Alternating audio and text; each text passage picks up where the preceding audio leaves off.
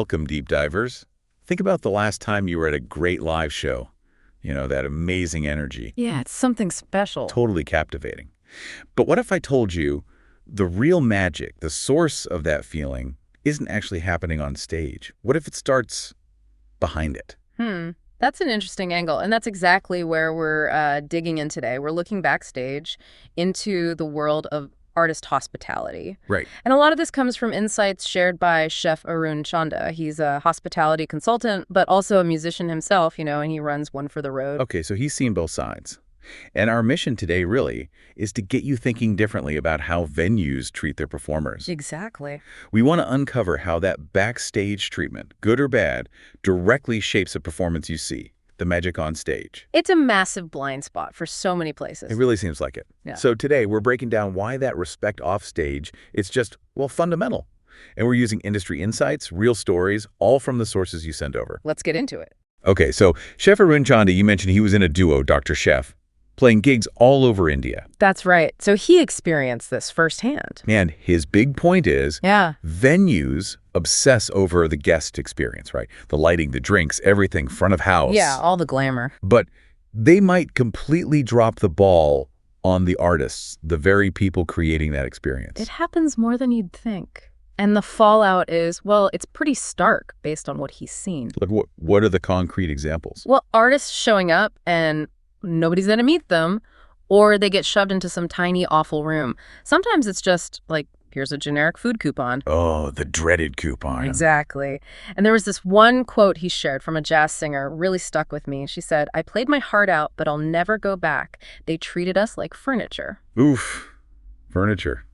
That's rough. It is. And the reality is, if artists feel like that, like they're just equipment or, completely ignored, Then the performance suffers.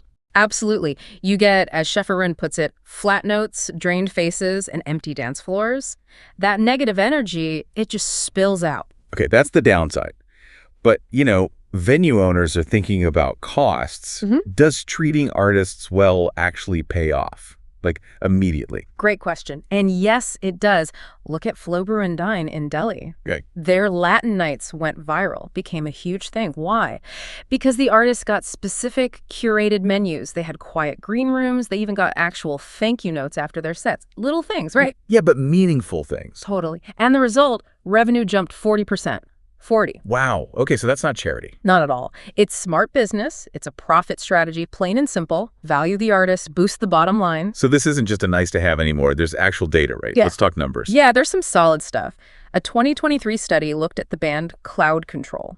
Okay. It found that when they got basic respect, proper sound checks, a decent meal, staff who treated them well, their performances were rated 22% more engaging. 22%. That's specific. Right. But here's the kicker. The study also tracked the audience. When the band was more engaging, guests stayed longer, and they spent more money. There it is. The direct line to revenue. Exactly. It shows how backstage treatment creates these ripple effects, financially and for the venue's reputation. Can you give more examples of that ripple effect? Sure. Think about big festivals like NH7 Weekender. Artists who got, say, a hot meal and a clean green room. They didn't just play a good set. What else? They went online, they told their networks, basically giving the festival free, authentic marketing. They became advocates. Okay, that's the positive side. What about the negative? Well, there's the story of a hotel in Goa. Pretty upscale place. They had a Grammy-nominated DJ booked. Big deal for them, presumably. Huge. But what did they offer the DJ for a meal? Stale sandwiches. Like a pre-packaged meal deal. Oh, no. You're kidding. Wish I was. That DJ took to Instagram, posted a story about it, Right. reached 200,000 people. Ouch. Viral for all the wrong reasons. Exactly. And this isn't just about one-off gigs. Look at India's live music scene overall. It's booming. Expected to hit, 143 billion rupees by 2026. Wow. And for restaurants and bars, having live music or DJ nights can boost revenue by 20, even 50% on those nights. The potential is massive. But only if you treat the talent right. Precisely. It all hinges on valuing the artists. So the lesson is pretty clear then.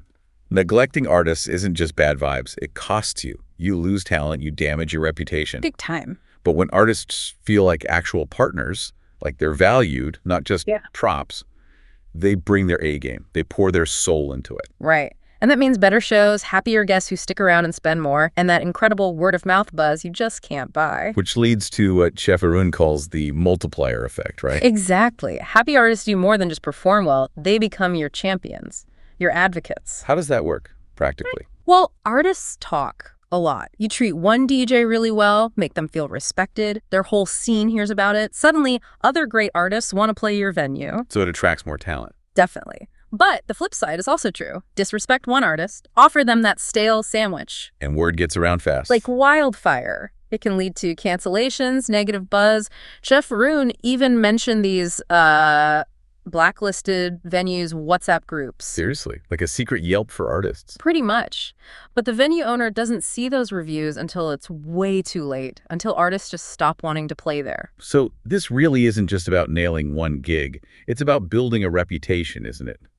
Attracting the best talent consistently. It's a long-term strategy, an investment in your venue's future and its sort of cultural capital. Okay, so if a venue wants to fix this or just get better, what's the game plan? What are the practical steps?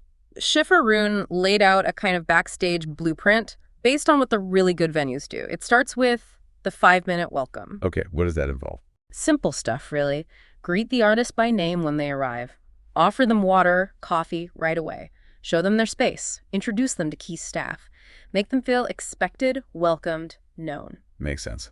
What's next? The no sad coupons rule. Huge one. Instead of a scribbled voucher, present their meal options nicely, maybe in a folder, with a little thank you note. Like the Flow Brew and Dine example. Exactly. Offer a curated selection, maybe a complimentary drink. Personalization shows respect. It says, "We thought about you." Okay, welcome food. What else? Sound check sovereignty. This is critical. Give them uninterrupted time to set up and sound check. Have someone available to help with tech if needed. Clear communication. And crucially, provide a safe place to store their gear. Instruments are expensive. Good point. Gear safety is huge. Then, the 24-hour thank you. After the gig, send a quick message. "Hey, great set last night. Let's do it again."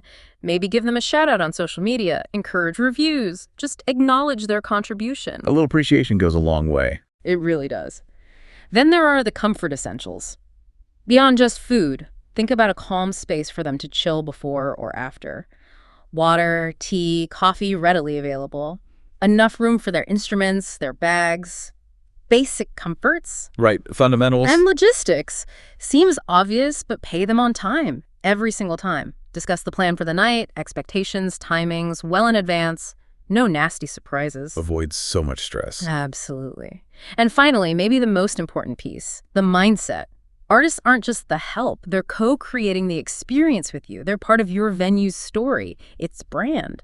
Treat them like collaborators, not contractors. Precisely. That's a comprehensive list. You mentioned a Mumbai venue that really nailed this. Yeah, great example. This place actually named a cocktail after a visiting band. No way. Yes, and guess what? That band sold out every single show they played there afterwards. It became legendary. It showed that deep level of respect and partnership. That's amazing. It makes the artist feel truly part of the place. Totally integrated. Okay, so let's bring this home. Chef Arun throws down a challenge, right? Directly to you, listening right now. He does. He says, audit your backstage this week. Whether you own the place, manage it, or even if you just work there and see what's happening. And ask yourself some simple questions. Yeah, like, is there a chair back there? Is there water? Is there a human smile when the artist walks in? And maybe the big one, would you feel proud, feel respected, sitting in the artist's shoes at your venue? That's a powerful check. And you don't need to, like, renovate the whole backstage area tomorrow. Pick one small thing. Just start somewhere. Exactly. Print a proper menu for them instead of the coupon. Find a quiet corner they can use. Send that thank you text the next day. Just one thing. Make it part of the routine. Make it part of the operational DNA, not just an afterthought when someone complains. And if this conversation sparked something for you, share this deep dive. Send it to your general manager, your ops team, your food and beverage lead. Get the conversation started. Yeah, definitely. And maybe use the hashtag Harmony Backstage or hashtag Harmony Offstage if you try something new or see a venue doing it well. Let's spread the word. Because ultimately, the message is pretty simple, isn't it? It is. If your artists feel like rock stars, like genuine partners, your guests are going to feel that energy too. And that leads to the packed houses, the amazing nights, the performances people talk about for years. Those legendary moments. So we'll leave you with Chef Arun Chanda's motto, which really sums it up. You can't buy soul, but you can honor it. That's powerful. And maybe a final thought to chew on.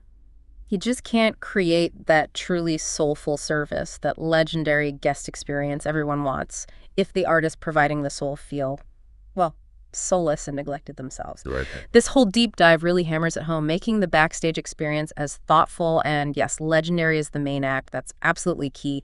That's where hospitality finds its real heartbeat.